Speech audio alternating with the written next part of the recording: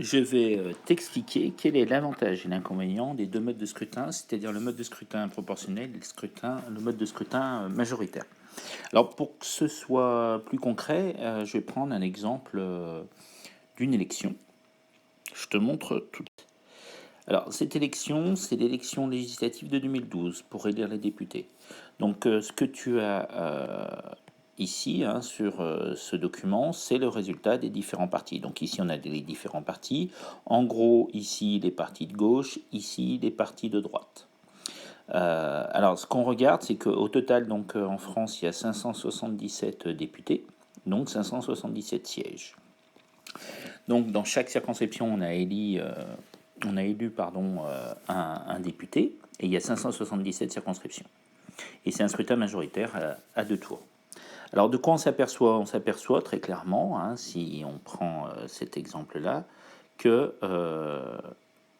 il y a une majorité très forte d'un parti, 316 électeurs, c'est plus de la moitié, donc c'est PS, PRG, divers gauche. Donc en gros, c'est la gauche du gouvernement. Donc on s'aperçoit qu'en 2012, il va y avoir une forte victoire législative de la gauche du gouvernement, en gros du Parti socialiste, et c'est François Hollande qui vient d'être élu président, donc il a une forte majorité au Parlement. Et on s'aperçoit que le principal parti d'opposition, c'est l'UMP, qui s'appelle maintenant les Républicains. Alors, qu'est-ce qu'on peut voir ici comme avantage de ce mode de scrutin? C'est très clairement, les chiffres sont assez clairs, l'apparition d'une majorité très claire pour gouverner. Donc ça veut dire que ces 577 députés, il y en a 316 donc, qui appartiennent à la majorité du gouvernement. Et donc, le gouvernement va pouvoir prendre des décisions, il pourra faire voter les lois par le Parlement parce qu'il a une forte majorité. Donc ça, c'est un gros avantage.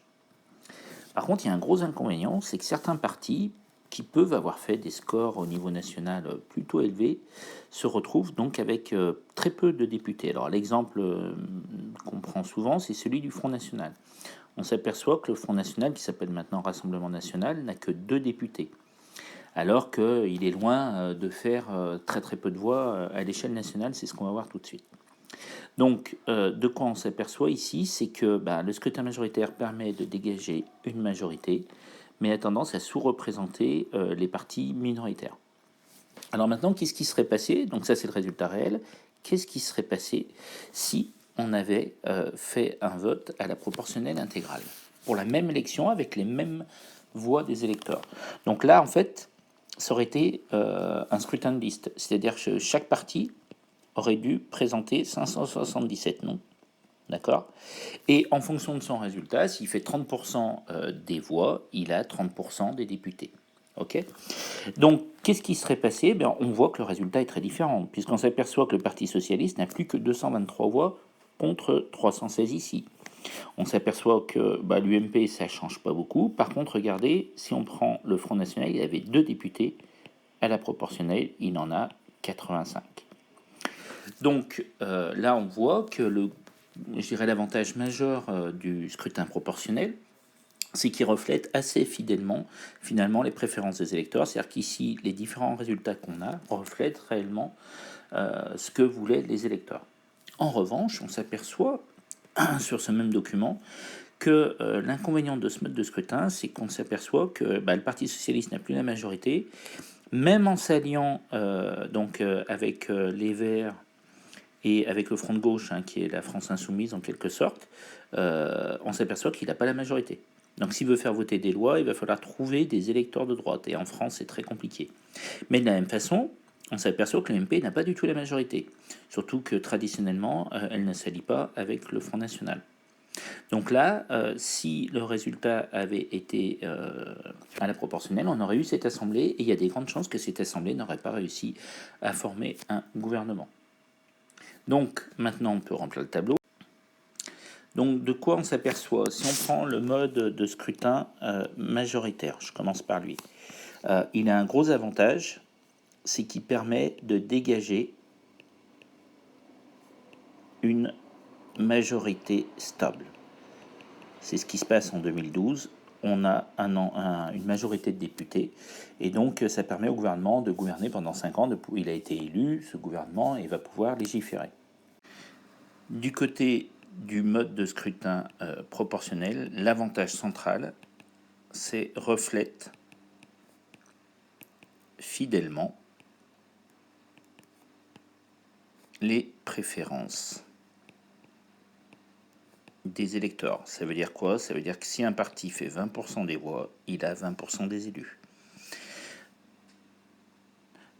Alors, maintenant, du côté des inconvénients, en fait, c'est assez simple, ça va être symétrique. Si on prend le mode de scrutin majoritaire, le gros inconvénient, c'est que représente mal la diversité des votes. C'est-à-dire que les partis minoritaires ne sont pas obligatoirement représentés par rapport à leur poids dans l'opinion publique. Et si on prend le mode de scrutin proportionnel, son gros inconvénient, c'est difficulté à former un gouvernement stable. Et ça, c'est un vrai problème. Donc on s'aperçoit finalement, si on devait dire est-ce qu'il y a un mode de scrutin idéal, eh bien non. Chacun d'entre eux a des avantages et des inconvénients. Et on voit bien sûr que on peut croiser l'avantage d'un mode de scrutin et l'inconvénient pour un autre, et inversement. Et ça montre bien qu'il n'y a pas le mode de scrutin idéal, et ça c'est vraiment très important. C'est les traditions des pays, je dirais les traditions historiques, qui vont déterminer plus ou moins les modes de scrutin. Mais après, à certains moments, ces modes de scrutin s'avèrent complètement, je dirais, une impasse, et c'est souvent à ces moments-là que les pays décident de changer.